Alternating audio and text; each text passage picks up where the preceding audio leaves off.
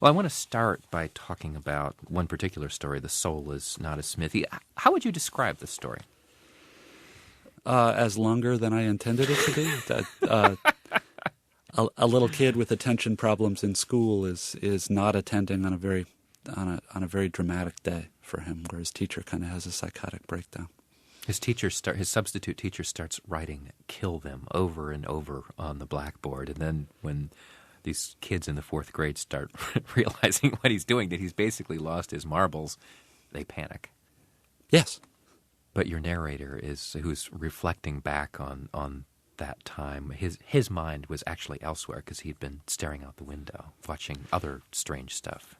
Yeah, it's weird because the narrator is partly narrating as a child and partly as an adult, but mainly his big concern is how boring and meaningless his life has been and how he's kind of missed the one really dramatic thing that ever happened to him. It's actually more interesting than that. I'm not making it sound very good. Well, it's actually fascinating story, and I think fascinating partly because it takes a turn somewhere else, really near the end, and it becomes kind of about a child's fear of the adult world and what seems to be this boy's fear of becoming like his own father, who's an insurance actuary. And I'm wondering if you could read a passage from this story. I'm thinking maybe Sure. starting around page 103 or so.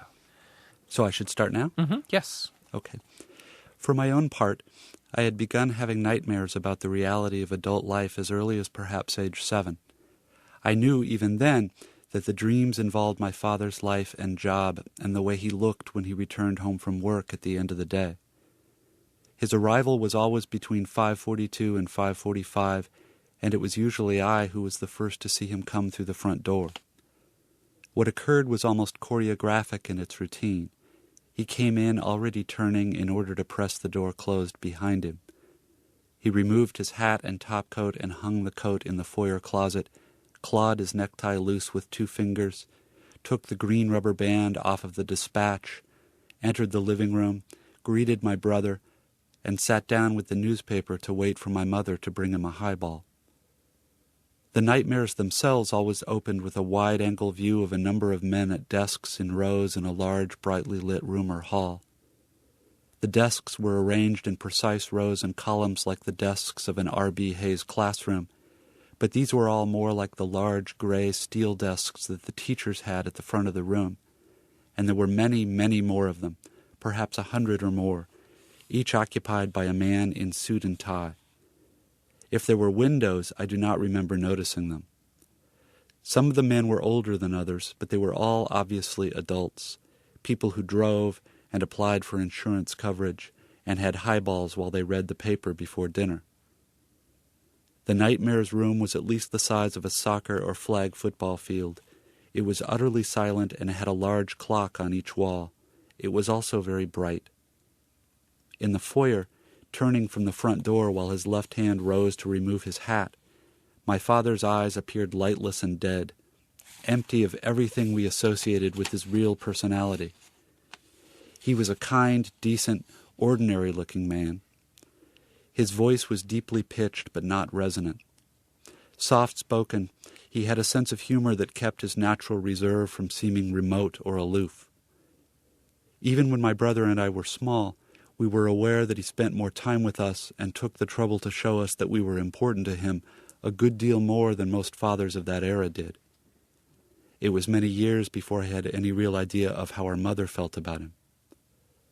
The foyer was directly off the living room, where the piano was, and at that time I often read or played with my trucks outside of kicking range beneath the piano while my brother practiced his Hannons, and I was often the first to register the sound of my father's key in the front door.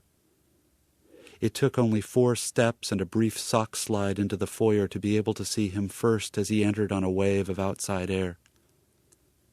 I remember the foyer as dim and cold and smelling of the coat closet, the bulk of which was filled with my mother's different coats and matching gloves. The front door was heavy and difficult to open and close, as if the foyer were somehow pressurized. The door had a small, diamond-shaped window in the center, though we later moved before I was ever tall enough to see out of it.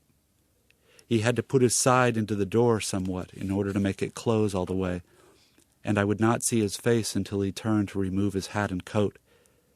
but I can recall that the angle of his shoulders as he leaned into the door had the same quality as his eyes. I could not convey this quality now, and most assuredly couldn't have then, but I know that it helped inform the nightmares. His face was not at all like this on weekends off. It is in hindsight that I believe the dreams to have been about adult life. At the time, I knew only their terror. Much of the difficulty they complained of in getting me to lie down and go to sleep at night was due to these dreams.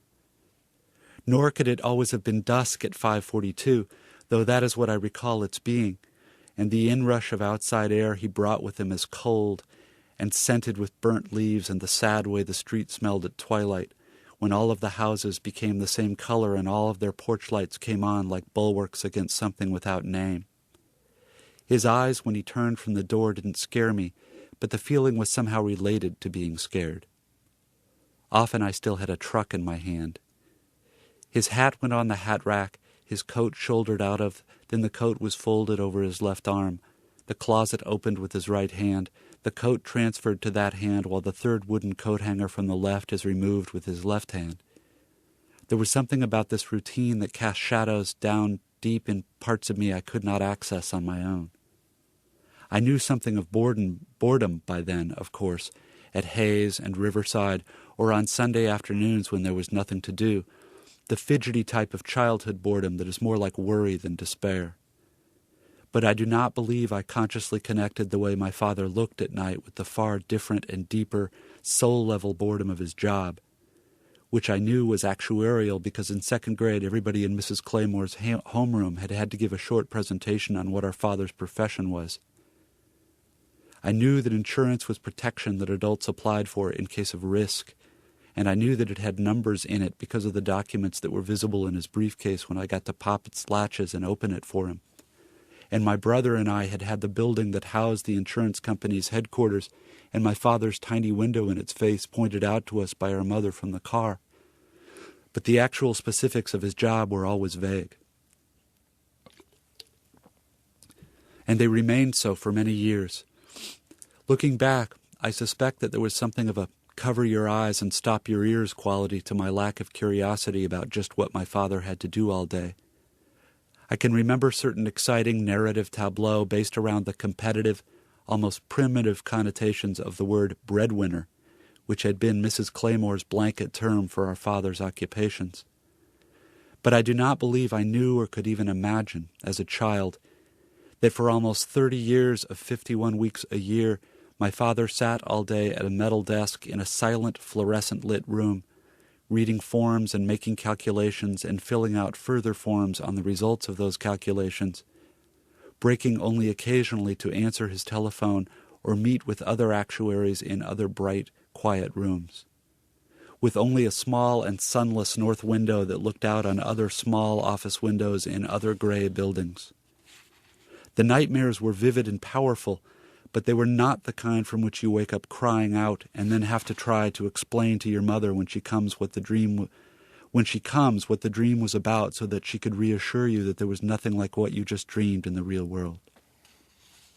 It's wonderful. Thank you. So evocative. And, I have to say, when I first read that passage, it seemed like something right out of Kafka, sort of the nightmare quality of the ordinary world. Does that have any resonance for you? It's a weird story because the story started out really surreal, and then the parts of this are actually the climax, but the climax is much more sort of plain, everyday, realistic than surreal, so it sort of ended up kind of like inverted Kafka for me. It's a very strange piece, I think.